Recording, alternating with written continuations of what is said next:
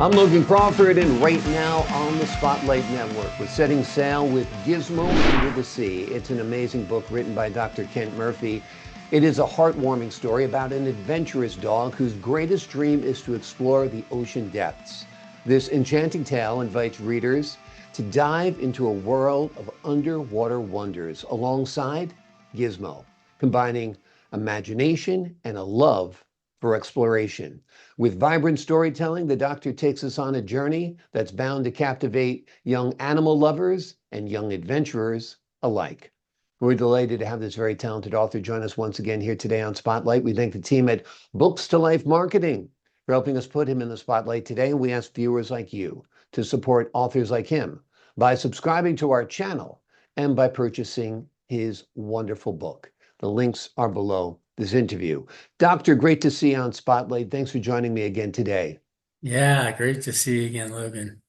The Really story excited about this opportunity to talk about the latest Gizmo book. It's really special. is really special, and I think that children just connect easily with Gizmo because he's a unique dog based on a real life dog, as I recall, a Yorkshire Terrier. Yeah, he was a Yorkshire Terrier that was born high in the mountains of Colorado Mhm. and became part of my life. I was injured some years ago and uh, ended up in a wheelchair, and he was almost like a therapy dog and just an amazing animal. Yeah, yeah. Every now and then you get a dog. They're all wonderful, but every now and then you get one they have a special connection with. And Yeah. that's like your forever dog. I have a dog like that named Shadow. Got a lot of great dogs, but Shadow was my dog. So Gizmo was your dog, and he was the inspiration for these stories. Gizmo, of course, living in Colorado, did not do a lot of deep sea diving, but that's the wonder of the imagination, right? Well, that's what he was wanting to do. He'd seen Colorado and he wanted to get into the ocean and see all the different wonders that are to be had, the different animals in particular, and just the depths of the ocean all the way down into the Marianas Trench, and learn a little bit about the ecology of the ocean and what we're doing to try to clean it up. And are we doing a good job cleaning it up, or are we polluting it? You know, what's going on with the ocean? So there's an ecology message in there as well. So it's more than just entertaining children, it's informing them about their planet, about the waters, about the ocean, and I think that's great work as well. Let's give the folks an overview of the story. Tell us about Yeah, Gizmo's so underwater adventure. so Gizmo, in the first book, My Little Gizmo, that's a book that's aimed at children probably from the ages of about 1.5 to 4. And it's a great book to introduce them to reading. And it's a book that they can learn to read and become enamored with Gizmo, the character. But I had a lot of requests for other books with Gizmo in a light that would be better for older children. And so Gizmo in Space came next. And then this latest book is called Gizmo Under the Sea. And I would say that Gizmo in Space and Gizmo Under the Sea are good for kids probably from the ages of about 3 to 10. And the reason I think that they have such a good broad range of age is that there's kind of something in there for every child. The illustrations are magnificent. We searched the world using a company called Fiverr, and this latest book, Gizmo Under the Sea, was illustrated by a wonderful guy from Serbia who I've got a copy of the cover right here that I could show you that you can see that it's really, It's beautiful. It's yeah, colorful. just It enhances beautiful the work. story. Yeah. And he does all the animals. There are about 40 different animals that Gizmo learns about in the course of going into the ocean. Amazing. Um, but you know, so many books have a very narrow range of who would be interested. And the reason why this one expands out to the older kids that are like 7, 8, 9, 10 is that there's a lot of science in these books, but it's presented in a way that's very understandable. So you might be a 4-year-old or a 5-year-old, reading the book with your parent, beginning to learn some science and something about the animals and where they live and what they eat and how big they are and that kind of thing. How deep can they swim and what do they hunt for? But then as you get older, you're also learning more about the actual ecology of the ocean and the animals themselves and just seeing, their habitats and where they live in the world and why are they there and are there other places that they live. So I don't see that too often in the child book industry. It seems like the children's books are very narrow. Yeah. These books are broad. These are books that are great, for Christmas gifts. They're great to bring to a baby shower. They're great to, for a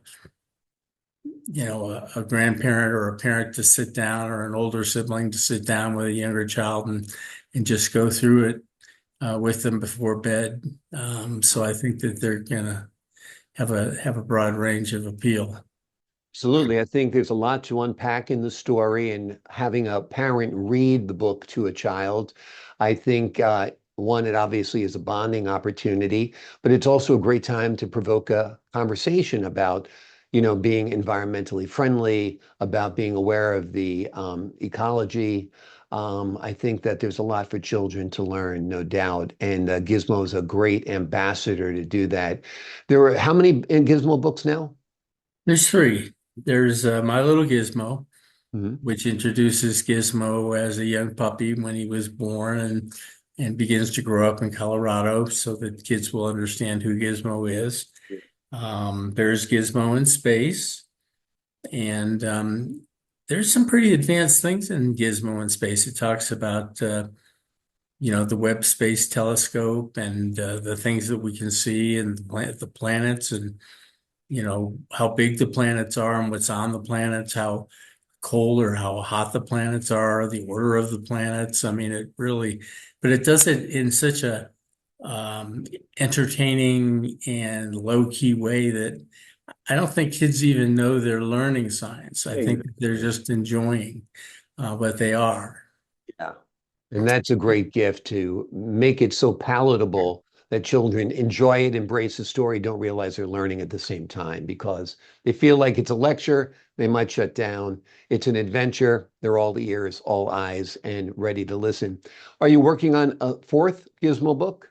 Yeah, actually, we have two more Gizmo books that are now in the works. We haven't decided on the titles yet, but there's going to be some real changes. Gizmo's going to get a new partner in adventure. Mhm. Gizmo is really becoming an explorer and an adventurer, and so he's going to go all over the world. And his new partner is going to be a squirrel named Tuffy.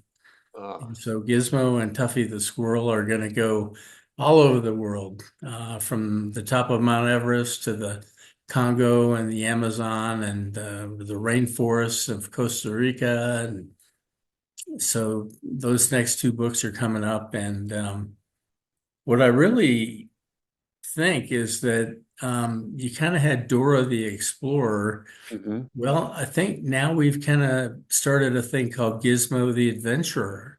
Yeah. And Dora was great for, much younger kids, but Gizmo could be every bit of what Dora the Explorer was, but for kids that are a little older and able to process maybe a little bit more about the Exactly. science. I feel it's time to get another character like Gizmo out there.